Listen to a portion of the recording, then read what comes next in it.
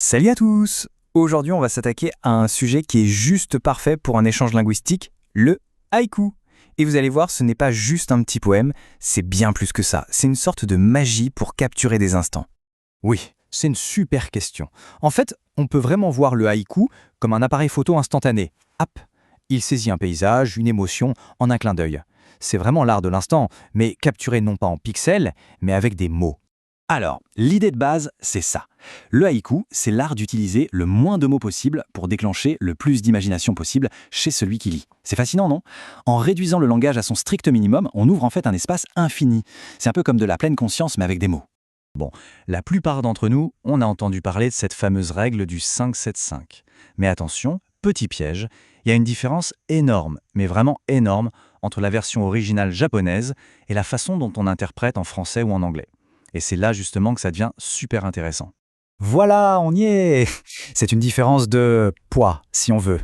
17 syllabes en français, eh bien ça contient beaucoup plus d'infos que 17 morts japonais, qui sont des sons très courts.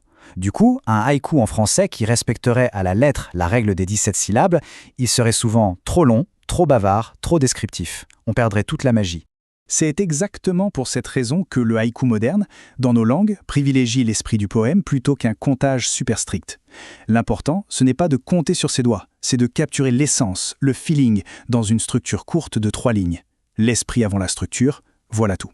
Allez, maintenant on va plonger dans ce qui donne au haïku sa véritable magie. Imaginez ça comme 2 codes secrets, 2 mots de passe qui permettent de déverrouiller un sens beaucoup plus profond. Alors, le premier mot de passe, le kigo. Attention, ce n'est pas juste un mot de saison. Non, c'est bien plus puissant que ça. C'est un véritable mot de passe culturel. Un seul petit mot et hop, il peut évoquer instantanément des odeurs, des sons, des sensations très précises liées à une saison. Voyons voir comment ça marche concrètement. Pour un japonais, le simple mot grenouille ne fait pas juste penser à l'animal. Non, inconsciemment, ça évoque la chaleur du printemps, l'odeur de l'eau dans les rizières. Pareil pour cigale, on est tout de suite transporté dans la chaleur écrasante et le bruit de l'été. C'est comme si ces mots donnaient accès à une immense base de données culturelles partagées. Et le deuxième mot de passe, le kijeri, alors lui, il est presque impossible à traduire directement. La meilleure analogie, c'est vraiment celle d'une coupe au montage dans un film. C'est un mot qui en soi ne veut rien dire, mais son rôle est de couper le flux de la phrase pour créer une pause, un silence, ce fameux ma japonais. Prenons le poème le plus célèbre de Basho, Le vieil étang. Le ya, juste après, c'est un kireji. Il nous force à nous arrêter, à faire une pause. On visualise cet étang, calme, silencieux. Et c'est justement grâce à cette pause que le son qui suit, une grenouille plonge, le bruit de l'eau, que le splash final devient incroyablement plus net, plus percutant. On l'entend presque non. Mais attendez, ce n'est pas tout. Le haïku a un cousin qui utilise la même structure en 5-7-5, mais pour parler de quelque chose de complètement différent. Faisons connaissance avec le senryu. Alors, la différence, elle est simple, mais elle est fondamentale. Là où le haïku observe la nature, le senryu, lui, il observe les gens, nous, avec nos côtés un peu drôles, parfois ironiques, souvent absurdes. Bref, c'est la poésie de la nature humaine. Et pour ça, il y a un exemple génial, le Salaryman Senryu. C'est un concours annuel où les employés de bureau japonais partagent des petits poèmes sur leur quotidien. Et franchement, c'est une façon à la fois hilarante et super touchante de comprendre la culture du travail au Japon. Bon, maintenant qu'on a toutes ces clés, comment on peut s'en servir dans une conversation par exemple avec un partenaire d'échange linguistique? Eh bien, voici quelques pistes de discussion.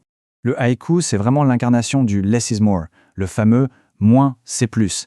Ça peut être un super point de départ pour une discussion. On peut demander, dans ta culture, est-ce qu'on valorise plutôt la concision, le fait d'aller droit au but, ou au contraire, est-ce qu'il est préférable d'être très détaillé, de bien tout expliquer? Là, l'idée, c'est de chercher l'équivalent du kigo dans sa propre culture. Quels sont les mots, les aliments, les événements qui, pour nous, sont de vrais mots de passe saisonniers? Ça peut être l'odeur des marrons chauds en hiver, le son des terrasses de café qui se remplissent au printemps. Qu'est-ce qui crie telle saison sans même avoir à la nommer? C'est intéressant de savoir qu'au Japon, les enfants apprennent très tôt à écrire des haïkus. Ça amène une question assez cool. Quelle place a la poésie dans l'éducation de chacun? Est-ce que c'est perçu comme un art vivant, accessible à tous, ou plutôt comme quelque chose d'un peu élitiste, de difficile, de lointain? Allez, pour finir, essayons de ramener tout cet esprit du haïku à notre propre parcours d'apprentissage d'une langue. Ce principe du moins c'est plus, c'est un message d'encouragement absolument génial pour quiconque apprend une langue. L'objectif, ce n'est pas de faire des phrases super longues et parfaites. Non, l'objectif, c'est de célébrer les petites victoires, ce court échange qu'on a réussi à avoir, ce mot qu'on a bien placé, ce moment de compréhension mutuelle. Ce sont ces moments-là, brefs mais tellement significatifs, qui sont le vrai cœur de la communication. Alors voilà la petite invitation pour aujourd'hui. Observez le monde autour de vous, votre journée, vos interactions. Quel est ce petit instant, ce beau moment, ce sentiment fugace que vous pourriez essayer de capturer? C'est ça l'esprit du haïku.